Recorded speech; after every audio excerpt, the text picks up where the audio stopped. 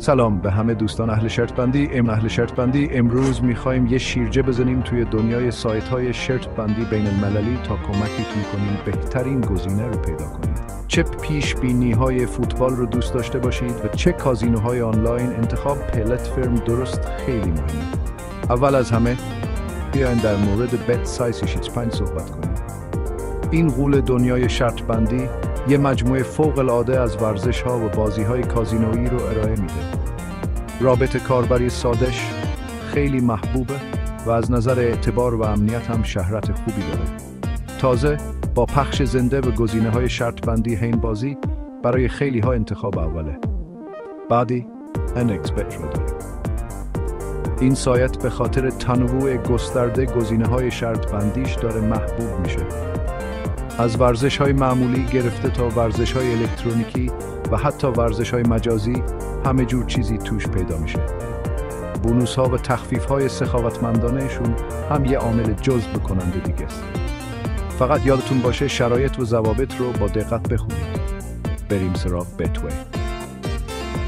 این سایت که به خاطر طراحی زیبا و راحتی استفادهش معروفه، یکی دیگه از محبوب‌های شرط بند هاست.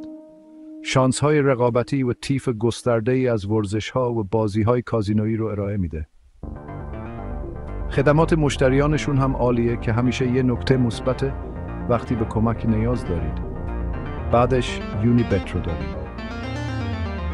این سایت به خاطر اپلیکیشن موبایل فوق‌العاده و رابط کاربری سادش متمایزه.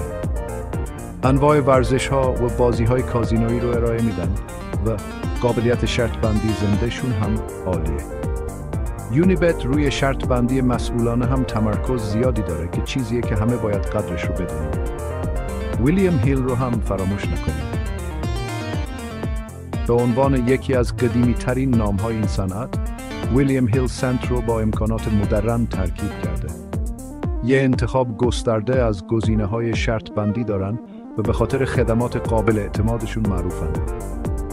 سرویس های شرط بندی زنده و پخش زندهشون جزو بهترین ها توی این صنعت هستن. بالاخره میرسیم به بتفیر. بتفیر با پیشنهاد منحصر به فردش هم به عنوان بنگاه شرط بندی و هم به عنوان صرافی شرط بندی فعالیت میکنه.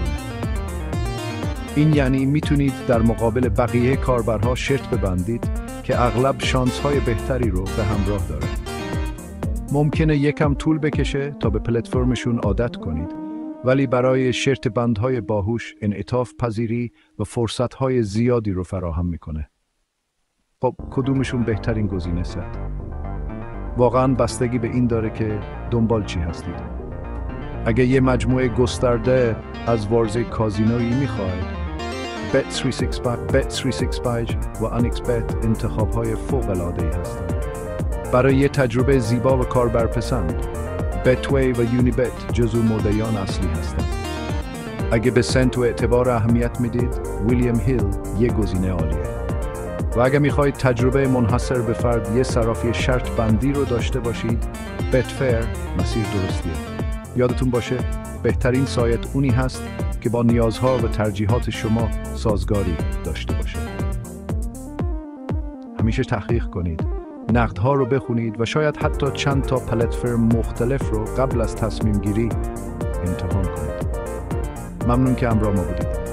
اگه این براتون مفید بود، یادتون نره لایک کنید و برای دریافت نکات و نقدهای بیشتر در مورد شرط بندی مشترک بشید. شرط بندی خوبی داشته باشید و امیدوارم شانس همیشه باهاتون یار باشه.